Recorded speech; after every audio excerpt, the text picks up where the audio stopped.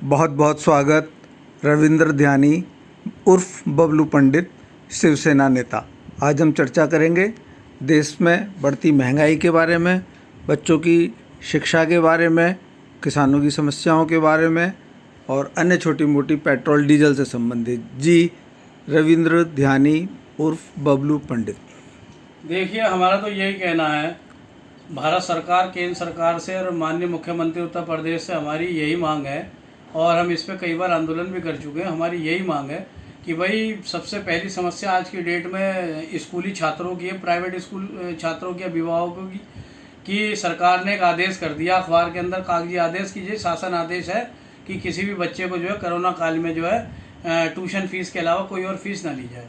पहली बात तो कुछ महीने तो प्राइवेट सारे स्कूल बंद रहे। ये नया बच्चों से फीस वसूलवाने के लिए छात्रों से, अभिभावकों से ये नया शिगुफा निकाल दिया गया कि ऑनलाइन पढ़ाई कराई जाए। ऑनलाइन पढ़ाई ज़्यादातर हर नेट पे आप देखोगे, ऑनलाइन ज्ञान यूट्यूब पे, किसी चीज़ पे भी, गूगल पे फ्री होता है।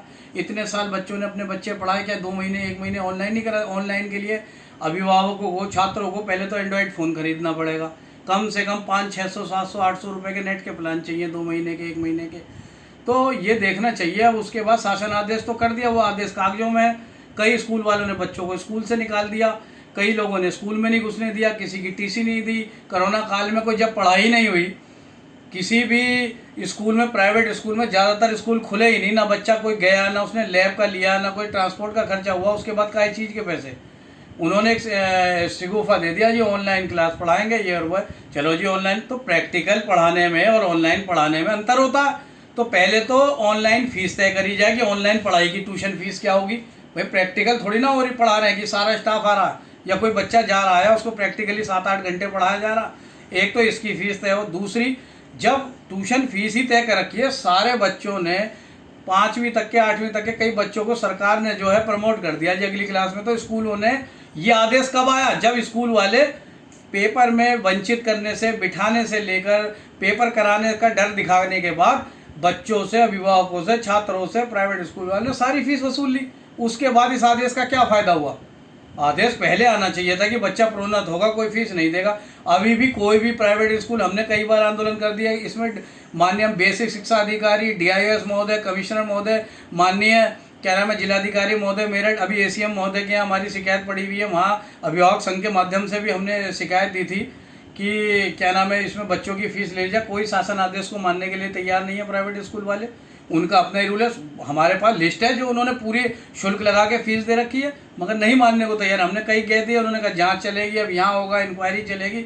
बहरहाल ये है कि अधिकतर छात्र और अभिभावक फीस भर चुके हैं। 2-4 थोड़े बहुत रह रहे हैं, उस पर भी सरकार की दयनीय स्थिति है उनकी। हमने ये मांग रखी थी कि साहब जिनकी दयनीय स्थिति है उनका कर दिया जाए, लेकिन कोई सुनवाई नहीं है। अभी भी ये है कि मीटिंग होगी, शासन प्रशासन का या अधिकारियों का कोई डर प्राइवेट स्कूल वालों को है नहीं, जहाँ तक लगता है, ना सरकार का, ना केंद्र सरकार का। भाई जो ऐसे स्कूल हैं उनकी मान्यता रद्द करी जाए, सीधे सीधे मान्यता रद्द करी जाए। भाई जब शासन आदेश है, आप ट्यूशन फीस लो, तो बाकी की फीस क्यों वसूल रहे हैं प्राइवेट स्कूल वाले? ये बताइए।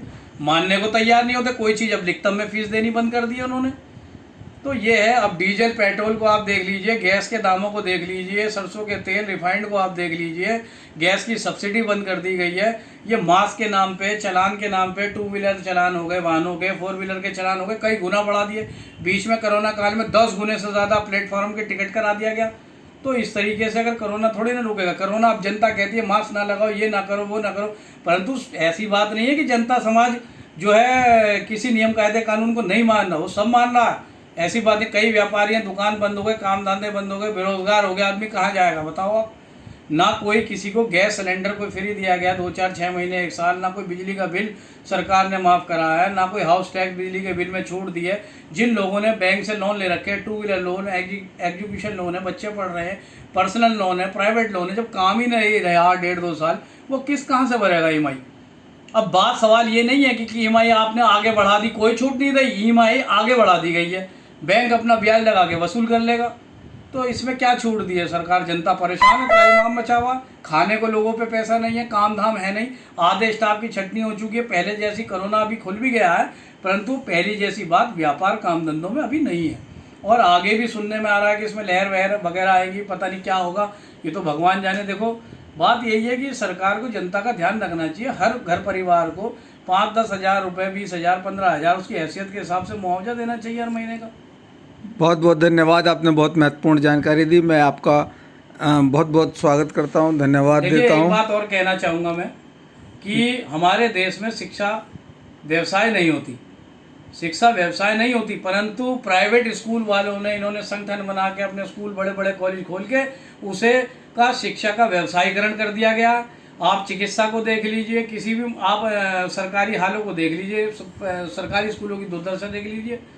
वहाँ पर मास्टरों की, प्रिंसिपल की, स्टाफ की तनख्वाह बहुत ज़्यादा, पढ़ाई का आधार ऐसा ही है, काम जब भी तो बच्चों को वहाँ पढ़ना पड़ रहा। तो भाई देखिए, हमारी सरकार से एक गुजारिश है कि शिक्षा भाई देखो, सबको शिक्षा निःशुल्क सरकार दे रही है, कुछ हद तक बात ठीक है, लेकिन शिक्षा में थोड़ा सुधार की ज़रूरत है। एक शिक्षा में, एक इलाज के अंदर। तो देखिए 2-3 चीज़ अनिवार्य है। जिस हिसाब से संपूर्ण संसार में टैक्स लिए जाते हैं, उसी मत के हिसाब से यहाँ लिया जा रहा, तो उसी हिसाब से सबको वहाँ समान शिक्षा मिलती है, समान इलाज है विदेशों में, तो उसकी तर्ज पर यहाँ क्यों नहीं हो सकता। तो शिवसेना नेता बबलू पंडित रविंद्र ध्यानी जी का बहुत बहुत धन्यवाद कि आपने अपना कीमती समय निकाला और देश की तमाम समस्याओं के बारे में डिस्कस किया। बहुत बहुत धन्यवाद, प्रणाम। जय श्री राम, शिवसेना जिंदाबाद। हर हर महादेव।